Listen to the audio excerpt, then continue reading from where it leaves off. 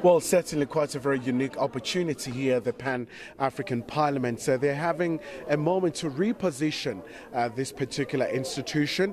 So first of its kind, post the election of the new leadership. Joining us now, of course, is the Pan-African President, Chief Charumbira. So, Chief, what's prompted this particular session where you're having a strategic opportunity to revitalize this institution? Obviously, it's been docked by all kinds of controversies. Why is it so important to have this session?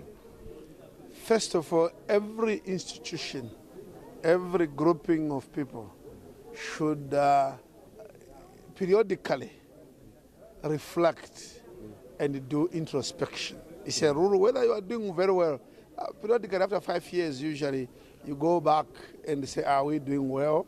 Are we still in the right direction?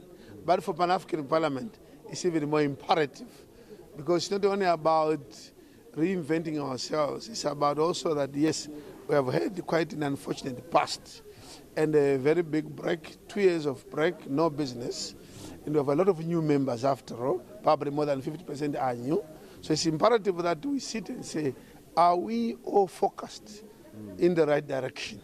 Do we still understand where this parliament came from? Who conceived the idea of setting up this parliament? Where? And what were the original objectives? Do they need to be slightly adjusted, or do we need to adapt to the new situation? And are we answering to the citizens of the continent? This is very, very important. The ultimate purpose is to the people of the continent that we are supposed to serve. And we also are funded by member states. That means money from the African citizens. Quite a lot on the plate. According to are we performing according to the expectations of citizens? I think statements have been made that no, I think we need to improve. Yeah. Quite a lot on the plate, Chief. The issue of peace and security, the issue of economic recovery in light of COVID-19 during the course of the week. How are the MPs planning to find solutions, especially with a number of concerns that are facing Africans? Look, it is true. The issue of peace and security, we have actually already had 2 engagements with the Commissioner of Peace and Security at the AU, Ambassador Bankole, twice in Osaka and only last week here at Pan-African Parliament. We are seized with that issue, including election observations. Like, look at Kenya already. At a time when we think we are deepening democracy on the continent, we are now having challenges in even those countries that have projected themselves as democratic, more democratic than others, and we don't even have a solution up to now in Kenya. Of course, we have Angola going on this in the next 24 hours, 48 hours, sorry, but we believe maybe to come out well. So yes, the issue of conflict, the issue of unconstitutional changes of government, we are really also as Pan-African Parliament now wanting to play even a more pronounced role. And one area that's important is to link up with the AU, because the AU is the mother, the overall, and in terms of resources and in terms of programs, they are all here, all those departments actually represented. So we've thought that it's very strategic, that as we plan for PAP, an organ of the AU, we need all other organs to be present, so that whatever we agree on, we resolve on, we are intertwined and embedded with the whole AU family. So I think the question of how do we do it this time, we want to make sure that the collaboration with the whole AU system, the Pan-African Parliament, which collaboration did not quite exist well, although the rules and protocols assume that we work together, but that has not been very, very good. But this time we promise that we will be working very closely. Just before I let you go, Chief, your message to the Angolans. I mean, it's a very crucial election. Please, our brothers and sisters in Angola, we are in a world and times where people are supposed to choose who governs them. So we plead to Angolans to vote freely, allow people to express their will. Let us not force our will on the people. And whatever results come out, let's accept them. The tendency not to accept results is a recipe for conflict on the continent. So we plead to Angolans to vote peacefully and accept the outcome. And all those managing the elections, also I want to impress upon them that they have to show that they are independent and they are fair. Thank you very much. All right, Chief, thank you so much indeed for your time. We know that we kind of hijacked him, but he was very, gracious enough to let us have a word or two with him about the work that they are doing for this institution. Obviously, these are very interesting times, reflecting on the current situation as well in Kenya, where we have seen the defeated presidential candidate Raila Odinga going to the legal avenue. So quite a lot really facing the continent.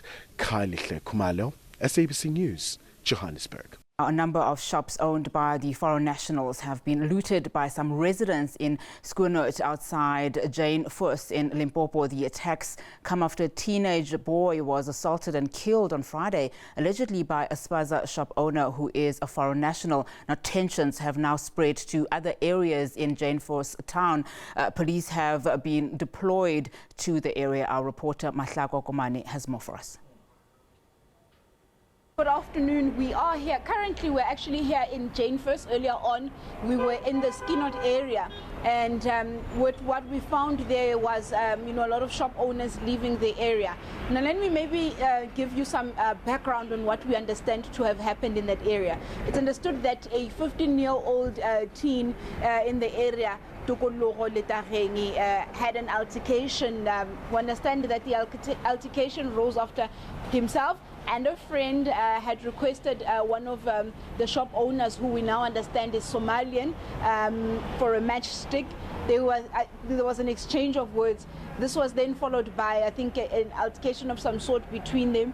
This led, we are told, to the shopkeeper stabbing him at the back of the head with a, a steel or a metal object.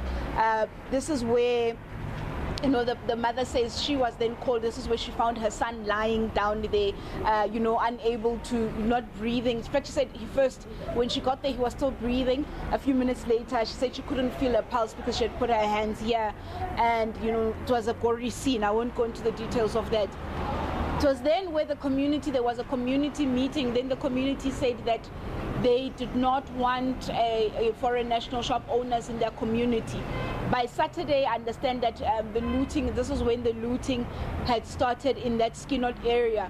A lot of shop owners there also just saying that, they're losing a lot. Some of them saying, well, we're Pakistani, we don't understand why, this has also started affecting us. But as you drive out of Skuenot and you move, a couple of kilometers away to the Jane Fuss area, we're also seeing that, as I step out of shot, we're also seeing that quite a lot of shops are also closed here. Shop owners saying that they are fearing they're being targeted, by locals here, targeting them and their goods. A lot of these shops also not having stock inside of them. A lot of them opting to take their stock and take it somewhere else. We also had spoken to a man who had told us that, a shop owner who told us that, he's lost a lot of money, and there was that appeal that he made to police saying that can they be protected from rogue or criminal elements that are taking place in that particular area. There was also I've seen more police presence in that Skuenot area than I've seen. We were there a few weeks ago where we did a story about the local police station there, which is reliant on a cellular phone for communication, and if the community needs to call in, they would have to use a cell phone. But also what we understand, maybe back to what is currently happening in the area, is that we are told that the shopkeeper has since appeared at the Sekhukhune Magistrates Court in the Skuenot area, and that matter has been remanded. We are still waiting to get an actual date as to when he will appear again. But we also saw local authorities coming to the family, the Letacheng family, pledging their support, their financial commitment, but also saying, when asking them, here's a situation in this community, what is the plan?